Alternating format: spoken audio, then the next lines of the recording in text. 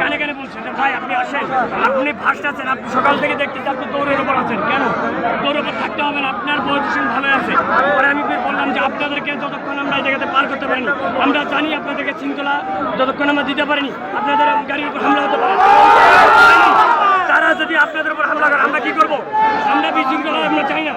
আপনাদের সুস্থ একটা নির্বাচনী আমরা হয়েছে, একটা নির্বাচনী সুস্থ একটা পরিবেশ আমরা দিয়ে আপনাদেরকে আপনাদের জায়গা গন্তব্যে নিয়ে যাবেন, আমরা আমাদের গন্তব্যে আমরা চলে যাবো এবার বলে আমরা চলে আসছি। এই জায়গায় আমাদের যে গানের শীষ যারা আছে আমরা তাদেরকে তাদের ভোটটা আমরা তাদের কাছে ফিরে দিতে চাই, যে তারা কত ভোট পেয়েছে, তাদের প্রার্থী আছে, তাদের আশা আকাঙ্ক্ষা নিয়ে এসেছে যে আমরা আমাদের ঘোষণা শুনবো।